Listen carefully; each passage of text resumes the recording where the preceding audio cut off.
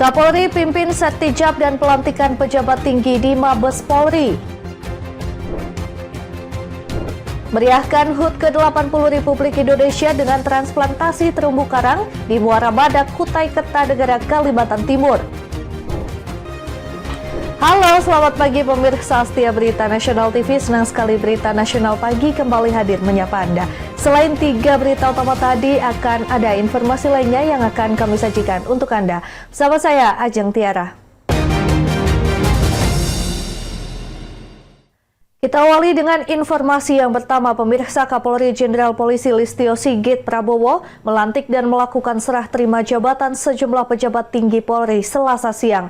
Mutasi jabatan ini bertujuan untuk penyegaran organisasi sekaligus optimalisasi kinerja Polri dalam menghadapi tantangan tugas yang semakin kompleks.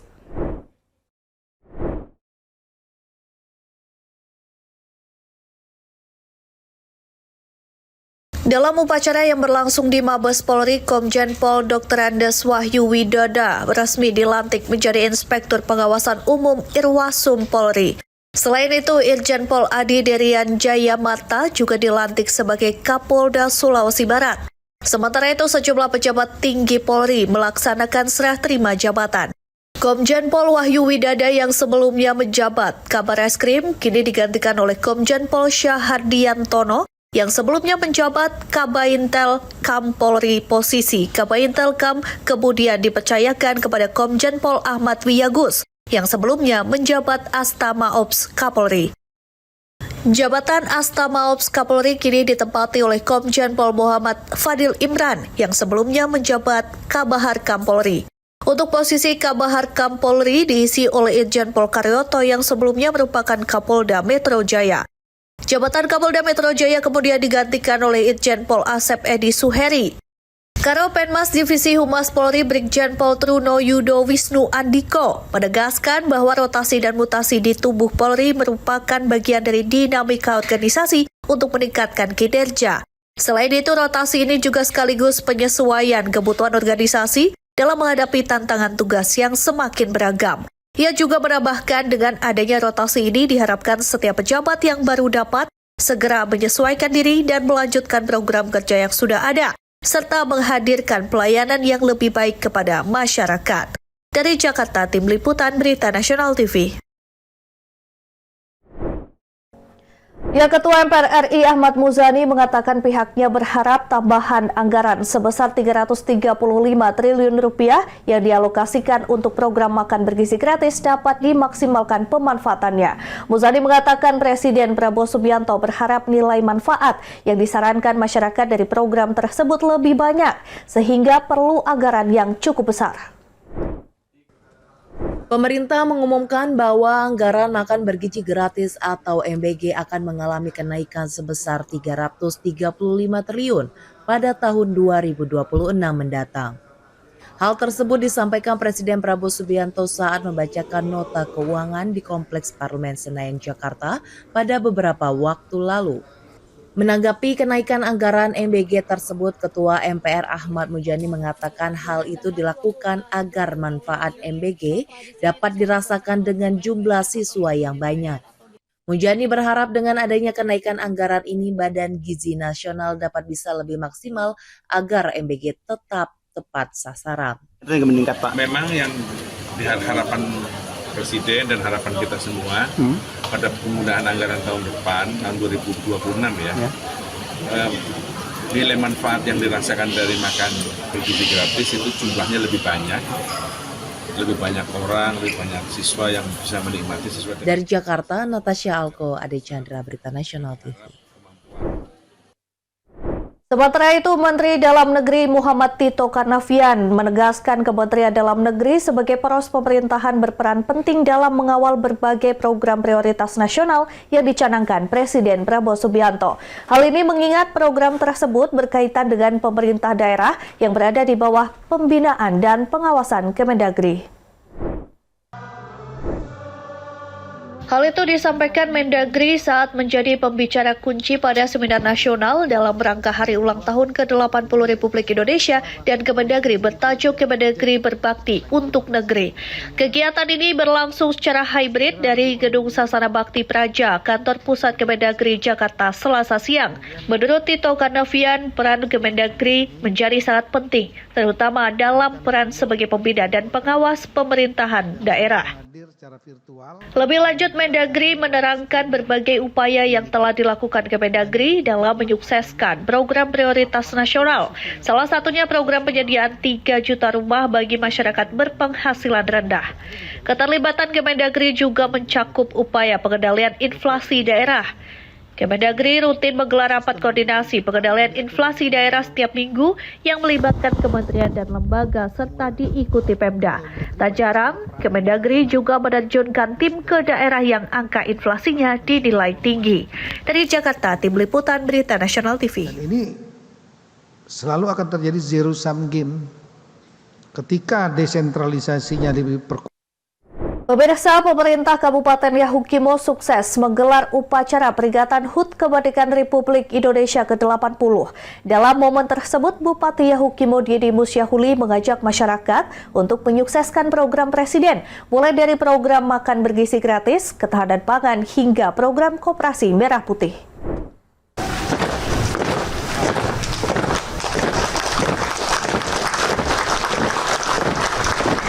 Meski awalnya diguyur hujan, perayaan HUT RI ke-80 di Kabupaten Yahukimo berlangsung hikmat dan penuh rasa kebersamaan. Bupati Yahukimo Didi Musyahuli memimpin langsung jalannya upacara dan bertindak sebagai inspektur upacara. Suasana semakin meriah ketika para tamu undangan melihat barisan dari petugas pengibar bendera yang telah dipilih oleh Panitia HUT RI ke-80 Yahukimo. Petugas pengibar bendera dipercayakan kepada Marmina Omu, siswi SMK Negeri 1 DKI sebagai pembawa baki, dan petugas pembentang bendera yaitu Korban Sirigon siswa SMA Negeri 1 DKI, sedangkan komandan upacara yaitu AKP Yerianto Somaligi. Bupati Kabupaten Yahukimo Didi Musyahuli mengapresiasi semua pihak yang terlibat langsung dalam HUT RI ke-80 ini dan merasa bangga dengan seluruh petugas pengibar bendera yang sukses melaksanakan tugasnya.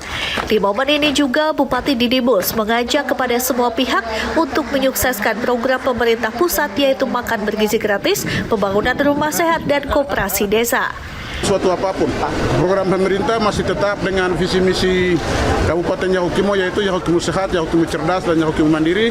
Dan dalam konteks Yahukimo Sehat, Yahukimo Mandiri, dan Yahukimo Cerdas ini sudah terkolaborasi dengan nawacita program prioritas dari Bapak Presiden, sehingga program makan bergizi gratis, kemudian juga pembangunan rumah sehat 320 rumah, kemudian juga koperasi desa. Nah, semua ini kita sedang diskusikan dan juga sebagian sudah berjalan. Suksesnya upacara HUT RI ke-80 ini tak lepas dari kerja keras aparat TNI Polri yang terus melakukan upaya agar kondisi Yahukimo aman dari gangguan kelompok yang ingin memisahkan diri dari Negara Kesatuan Republik Indonesia. Dari Jayapura, Papua, Tim Liputan Berita Nasional TV. Beralih ke kabar lain, kecelakaan beruntun melibatkan 3 kendaraan terjadi di Jalan Raya Sampai Cileles, tepatnya di ruas tanjakan Tajur, Desa Curug Panjang, Kecamatan Cikulur, Kabupaten Lebak, Banten. 1 unit mobil pickup ringsek setelah menabrak 2 truk. Sopir mengalami luka serius dan dibawa ke rumah sakit terdekat.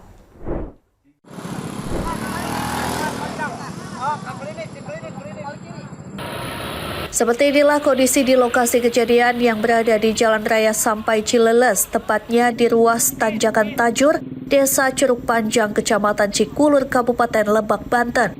Terlihat sebuah mobil pickup mengalami kerusakan parah akibat benturan keras.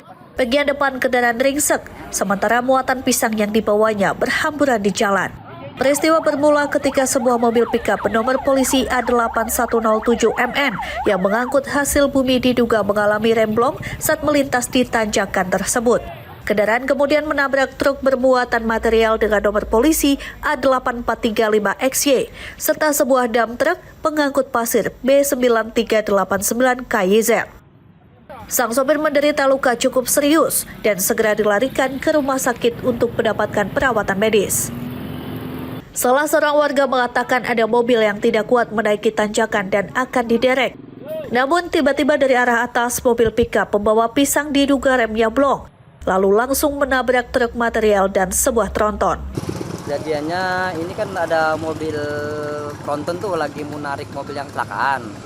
Dari atas ada mobil osbak bawa pisang, remnya blong. Iya, nabrak. Tidak ada korban jiwa dalam peristiwa tersebut. Namun sopir pickup menderita luka serius dan sudah dilarikan ke rumah sakit untuk mendapatkan perawatan medis. Dari Lebak, Banten, Tim Liputan Berita Nasional TV. Meriahkan HUT ke-80 RI dengan transplantasi terumbu karang. Informasi selengkapnya usai jeda, tetaplah bersama kami.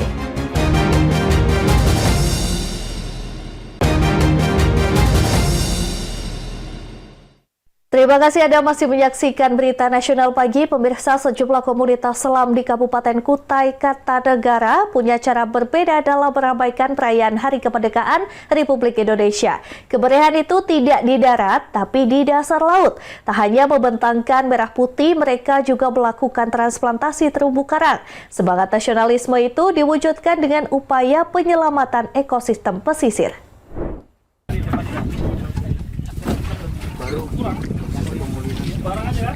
Sejumlah komunitas selam di Kalimantan Timur berkumpul di Kecamatan Muara Badak, Kabupaten Kutai Kartanegara. Mereka ingin merawat jiwa nasionalisme hingga ke dasar laut.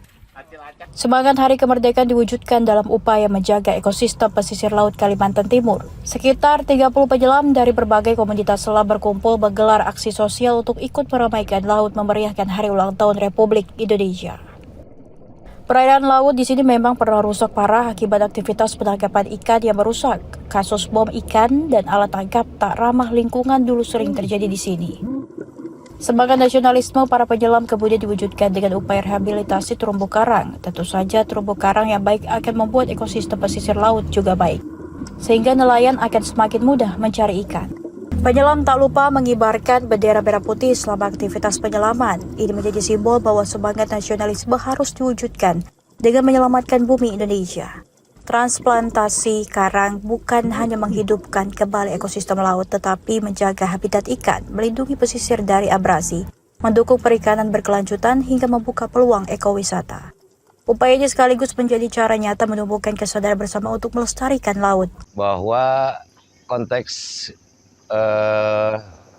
kegiatan dirgahayu ini tidak selalu harus dalam aktivitas yang di darat, yang di umumnya dilakukan dengan kegiatan yang meriah, tapi kami juga menunjukkan kepedulian terhadap sumber daya kita, khususnya yang ada di kita di Kukar ini, terutama terumbu karang seperti itu. Transplantasi karang bukan hanya memulihkan ekosistem laut dan menjaga habitat ikan, tetapi memberi manfaat ekonomi lewat perikanan berkelanjutan dan ekowisata. Upaya ini sejalan dengan semangat nasionalisme pada Hari Ulang Tahun ke-80 Republik Indonesia, yakni bersatu, berdaulat, rakyat sejahtera, Indonesia maju. Dari Kutai Kartanegara, Kalimantan Timur, Tim Liputan Berita Nasional TV melaporkan.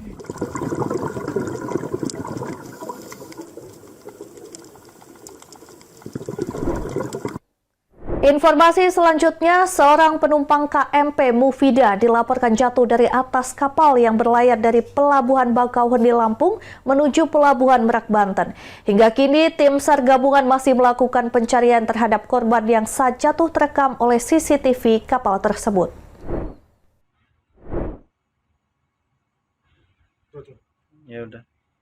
Berdasarkan rekaman CCTV, korban jatuh dari atas KMP Mufidah yang berlayar dari Pelabuhan Bakauheni Lampung menuju Pelabuhan Merak, Banten pada Minggu sekira pukul 18.40 waktu Indonesia Barat. Korban yakni Primo Lumbantoruan, warga Karawang, Jawa Barat yang saat itu melakukan perjalanan bersama keluarganya. Pria tersebut pertama kali dilaporkan tidak berada di dalam kapal oleh keluarganya. Saat itu pihak kapal langsung mengecek rekaman CCTV dan menemukan terdapat seseorang yang jatuh ke laut dari bagian lambung sebelah kanan kapal. Wakil Komandan Basarnas Bakauheni, Feriansah, menyatakan upaya pencarian korban hingga Senin sore belum membuahkan hasil.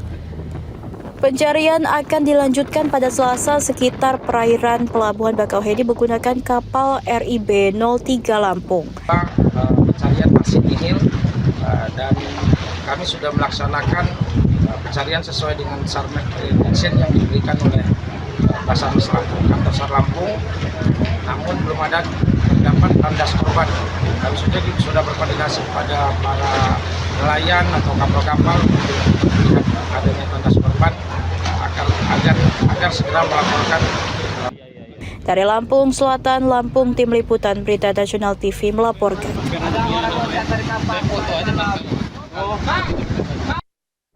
Pemirsa, Satgas Operasi Damai Kartens 2025 bersama Satreskrim Polres Puncak Jaya melakukan rekonstruksi ulang olah tempat kejadian perkara kasus penembakan terhadap almarhum Brigpol Ronald M. Enok. Dalam kegiatan tersebut, tim penyidik yang dipimpin Kanit Lidik Satgas Gakum AKP Safri Panterengi menggambarkan kembali posisi korban, pelaku, barang bukti, serta jarak-jarak di sekitar lokasi kejadian. Olah TKP dilakukan guna memperjelas kronologi peristiwa penembakan yang terjadi pada tanggal 21 Januari 2025 lalu, sehingga mengakibatkan Brigpol Ronald gugur. Hasil olah TKP menetapkan sejumlah titik penting, diantaranya posisi korban saat tergeletak, sepeda motor, helm, serta jerigen berisi minyak tanah milik korban. Posisi pelaku Kindiku Tabuni alias Gumbanak saat menembak korban dan posisi kendaraannya digunakan oleh pelaku lainnya yakni Konara Enumbi yang telah berhasil ditangkap oleh personel Satgas Ops Damai Kartens pada Jumat 15 Agustus 2025 pukul 10.40 waktu Indonesia Timur di sebuah honai kampung Usir Depan, Kabupaten Puncak Jaya. Konara diduga terlibat langsung dalam aksi bersama kelompok KKB pimpinan Bumi Walo Telenggen. Saat ini yang bersangkutan telah diamankan dan sedang menjalani pemeriksaan lebih lanjut oleh penyidik Polres Puncak Jaya. Tak hanya itu, penemuan barang bukti berupa 3 selongsong peluru kaliber 9 mm dan 2 proyektil berwarna kuning emas yang menjadi bagian dari barang bukti penting. Kepala Operasi Damai Kartens Brigjen Pol Faizal Ramadhani didampingi Wakil Kepala Operasi Damai Kartens Kombes Pol Adar Masinaga menegaskan, kegiatan ini merupakan bagian dari upaya penegakan hukum secara profesional terhadap kelompok kriminal bersenjata yang kerap menebar kejahatan bersenjata di wilayah Papua. Dari Puncak Jaya, Papua, Tim Liputan Berita Nasional TV melaporkan. Pemirsa, di Kabupaten Bekasi, Jawa Barat, ada ratusan warga berkumpul lalu makan bersama di tengah perkampungan. Kegiatan ini disebut tradisi babaritan atau sedekah bumi. Tujuan kegiatan sebagai rasa syukur atas 80 tahun kemerdekaan Republik Indonesia.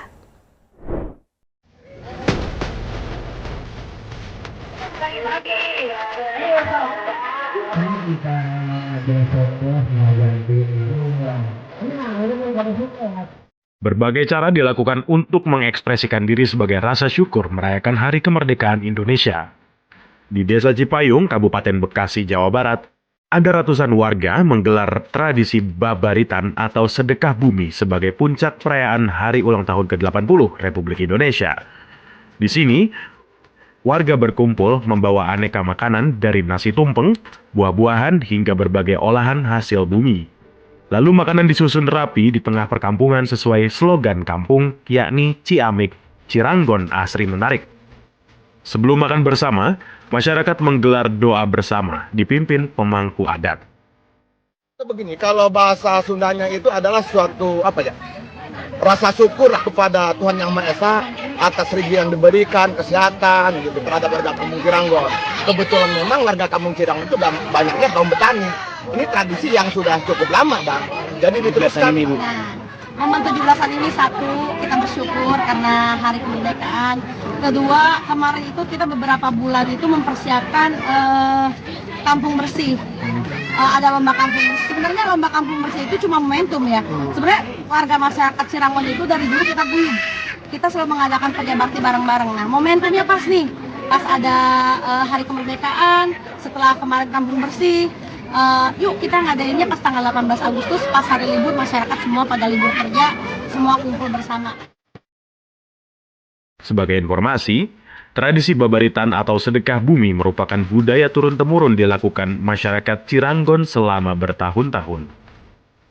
Tradisi ini sebagai bentuk penghormatan terhadap warisan leluhur dan hasil bumi. Di momen Hari Ulang Tahun Kemerdekaan Indonesia, tradisi ini semakin istimewa karena menggabungkan nilai kearifan lokal dengan semangat nasionalisme. Dari Bekasi, Jawa Barat, Berita Nasional TV.